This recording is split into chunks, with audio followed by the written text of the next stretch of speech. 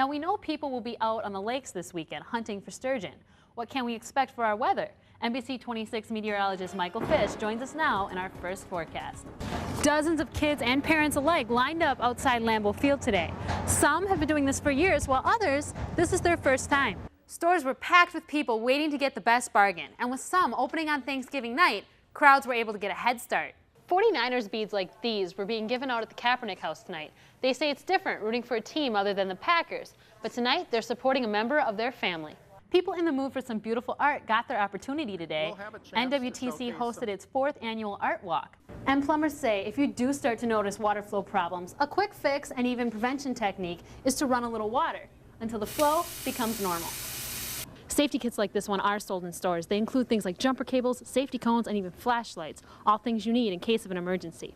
NBC 26's Raquel Lamel is live at 6 with more. Raquel? Now, Casey, over 5,000 confirmed and probable cases of whooping cough have been found in Wisconsin this year. That's the highest rate in the nation and a serious concern for local parents. One area for concern as we head into spring season is ice conditions. Take a look here. This crack is... The marathon is more than just runners. There are over 2,000 volunteers set up at tents like the one behind me throughout the course. And the process she's talking about is these lines for returns.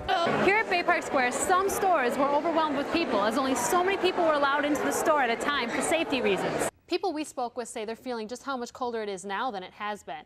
And they're saying they're preparing for anything else Mother Nature may send our way. New at 6, the national spotlight shining on De Pere this weekend as the USA National Curling Championships are being held there for the first time. One of the main concerns when shopping for holiday decorations is the lights. LED lights, such as the ones on this tree, can be safer because they don't get nearly as hot. Doors are staying open longer, and they have extra people on staff. Some places like Best Buy even have runners who will go and grab your item for you to make the exchange process even easier. Live in the Green Bay newsroom, Raquel Lamel, NBC 26. Thank you, Raquel. We're following a developing story tonight. The city of Green Bay has cited a downtown homeless shelter for allegedly violating their conditional use permit. It's the latest chapter in the ongoing battle between the city and St. John's Shelter. The city says the issue is that they're operating over capacity.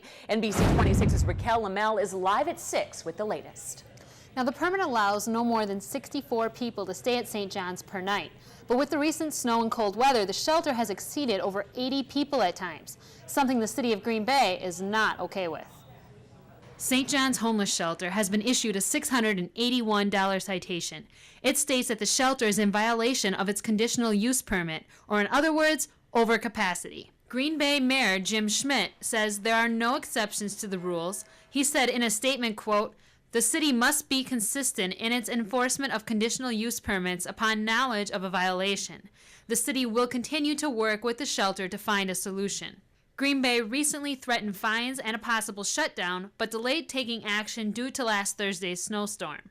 Both sides said last week they were committed to working together. The Green Bay Diocese released a statement on the matter today. They said, quote, "The St. John the Evangelist Homeless Shelter is working with the city of Green Bay in a good faith effort to address the issue of homelessness. We are not going to comment any further on this issue." Now, the shelter may have to pay up to $500 per day if they continue to run over capacity. The shelter is due in Green Bay Municipal Court on January 18th. Raquel Lamel, NBC 26. All right, thank you, Raquel.